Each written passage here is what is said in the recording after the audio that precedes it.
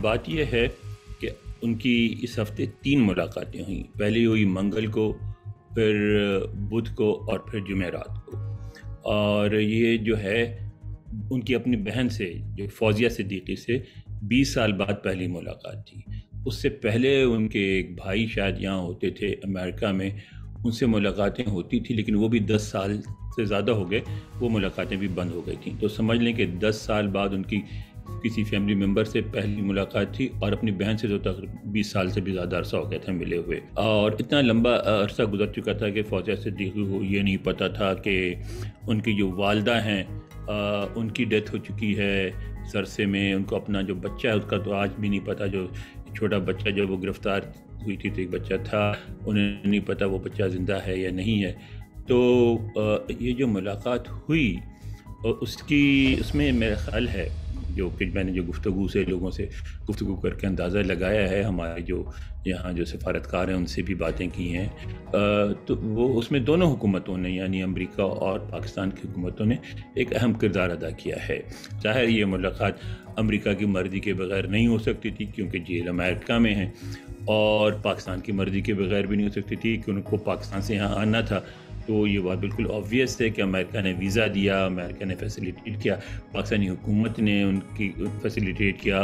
ان کے ساتھ سینیٹر مشتاق آئے جو جماعت اسلامی کے سینیٹر ہیں، اور وہ بھی ایک میٹنگ میں شریک ہوئے، لیکن ان کی بہن اور ان کے وکیل نے ان سے 3 میٹنگز کی.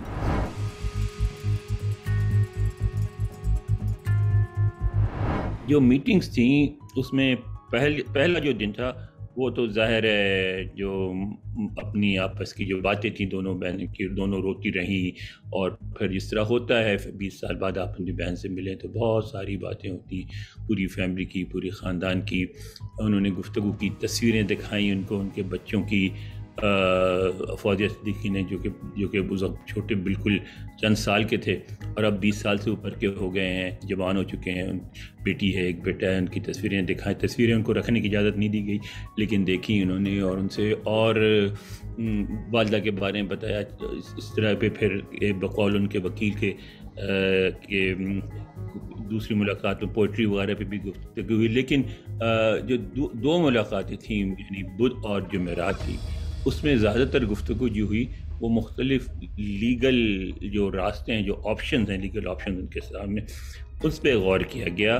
اور اس میں وکیل نے جو ہیں ان کے کلائیو اسمتھ نے، وہ ان سے جو اس کے قانونی پہلو ہیں اس کیس کے وہ ڈسکس کیے. یعنی فوکس ان کا یہ تھا کہ کیا یہ ممکن ہے کہ کسی طریقے سے عافیہ صدیقی کو رہائی مل سکے. اول اگر رہائی نہیں مل سکے تو کم از کم ان کی قید جو ہے وہ پاکستان جیسا ہوتا ہے کہ ایک قیدی کو دوسرے ملک پہ میں بھیج سکتے ہیں، اور اس شرط پہ کہ جو مہمان حکومت یعنی جس ملک میں جانا ہے وہ اس بات کی ایشورنس کرائے کہ اس قیدی کو وہاں بھی سیکیورٹی میں رکھا جائے گا، جیل میں رکھا جائے گا، اس کو جاتے ہی آپ آزاد نہیں کر دیں گے.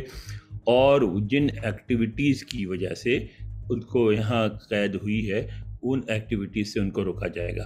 امریکی اس طرح کی انڈرسٹینڈنگ مانگیں گے پاکستان سے کہ آپ ان کو اس طرح کی کسی ایکٹیویٹی میں شریک نہیں ہونے دیں گے. اگر یہ ایشورنس مل گئی تو امریکہ ان کو بھیج سکتا ہے. لیکن اب پھر بھی انیشیٹو امریکہ کا ہوگا، الٹیمیٹ ڈیسیژن بھی امریکہ کا ہوگا، کیونکہ امریکہ کے پاس ہیں وہ، امریکہ ہی ان کو بھیج سکتا ہے. پاکستان امریکہ کو مجبور نہیں کر سکتا. دوسری بات یہ کہ عموماً اس طرح کے جو لین دین ہوتا ہے قیدیوں کا، اس میں تبادلے میں پھر کچھ شرائط بھی ہوتی ہیں.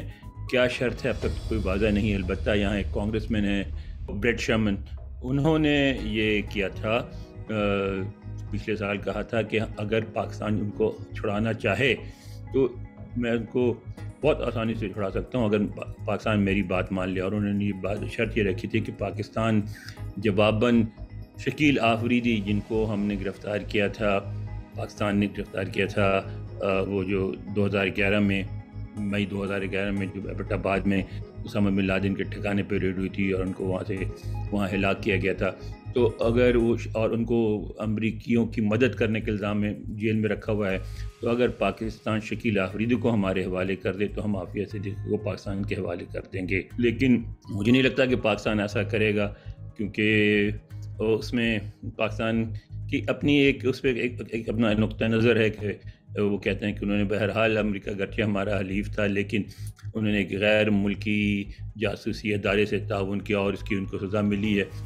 گرچہ میں سمجھتا ہوں کہ ہمارے یہاں بہت لوگ خود ہماری حکومت امریکہ سے اور CIA سے اور امریکن ٹروپ سے کوآپریٹ کرتی رہی ہے، لیکن خیر وہ حکومت کا ایک موقف ہے اور انہوں نے ایک موقف لیا ہوا ہے، تو اس موقف کے تحت وہ پتہ نہیں شکیل آفریدی کو چھوڑنے پہ راضی ہوں گے یا نہیں ہوں گے.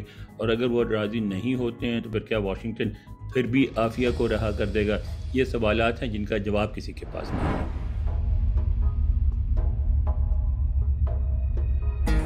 نہیں، بالکل ہے، یہ بات ان کے وکیل نے بھی کی تھی. کنجی اس طرح پاکستان میں ہے کہ یہ ایشورنس نمبر 1، پہلی ایشورنس کہ وہ ان کو اسی طرح قید میں اور سیکیورٹی میں رکھیں گے.